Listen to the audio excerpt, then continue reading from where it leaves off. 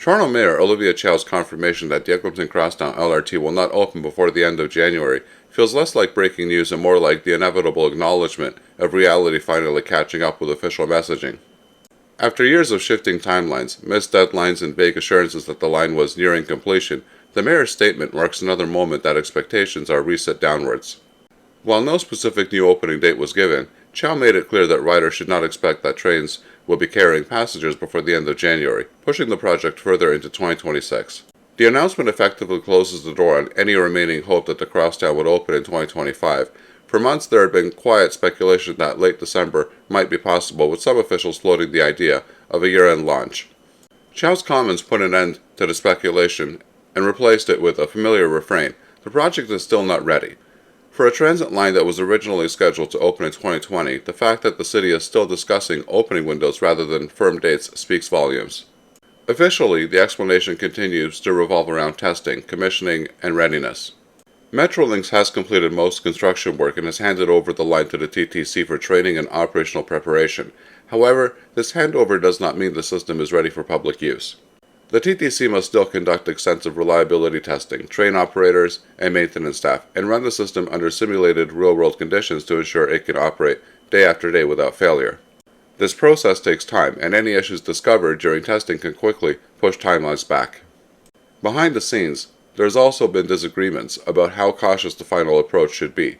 Metrolinx has been perceived as more eager to open the line sooner, while the TTC has consistently taken a more conservative stance, warning against rushing a system that has already suffered from credibility problems. Chow's announcement suggests that the TTC's position has won out, at least for now, reflecting a recognition that opening a half-ready line would be worse than waiting a few more weeks or months. But beyond the technical explanations, there's a much more obvious and visible reason why the crosstown does not look like it's ready to open, and that reason can be seen by anyone who looks at the Don Valley station. Unlike other stations along the line that at least appear visually complete from the outside, Don Valley stands out as a glaring sign that the project is not in its final stages in any meaningful sense. The Don Valley station appears nowhere close to being finished. Construction is still clearly underway, fencing remains firmly in place, and the site looks far more like an active work zone than a transit station preparing to welcome passengers. There is no visible sense of final finishes, no indication of public access areas nearing completion, and no impression that the station is transitioning from construction to operation. Instead, it looks unfinished in a way that is difficult to ignore. This matters because Don Valley is not a minor or optional station. It is expected to become one of the most important interchanges on the crosstown, eventually connecting to a major TTC bus terminal. A station of this scale and complexity is not something that can be rushed through the final stages. It requires extensive coordination between agencies, careful safety certification, and thorough testing of passenger flows, emergency procedures, and accessibility features. When a station like this remains completely fenced off, it strongly suggests that it's not yet safe or suitable for public access. If the station still looks like a construction site, it is reasonable to assume that many of those steps have not even yet begun, let alone been completed. That reality alone makes the idea of an imminent system-wide opening difficult to believe. The unfinished state of the Don Valley station also highlights a growing disconnect between official language and what people can see with their own eyes. Officials continue to describe the crosstown as being in its final stages, but for riders and residents who pass by active construction zones every day, that phrase increasingly rings hollow. When major infrastructure elements still appear incomplete, public confidence in near-term opening dates naturally erodes. This visual evidence helps explain why Olivia Chow's announcement, while disappointing, feels grounded in reality. The delay is not just about software updates or minor adjustments. It is about unfinished physical infrastructure. It is about stations that do not yet look capable of handling passengers safely or efficiently. Until those stations look complete, accessible, and operational, claims that the line is nearly ready will continue to be met with skepticism. The crosstown's long history of delays has also shaped how this moment is being received.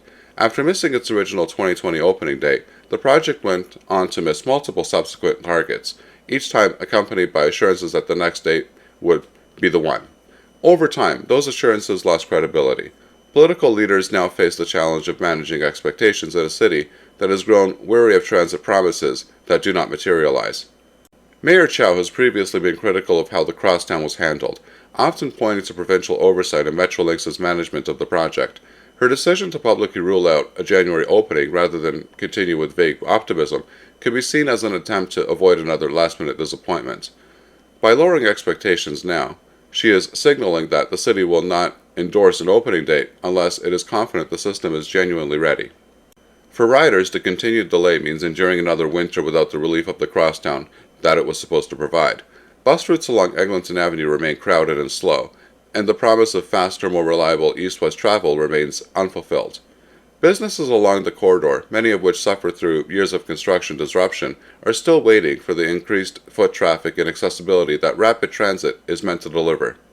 The state of the Don Valley Station underscores that this is not just a political or bureaucratic problem, it is a physical one.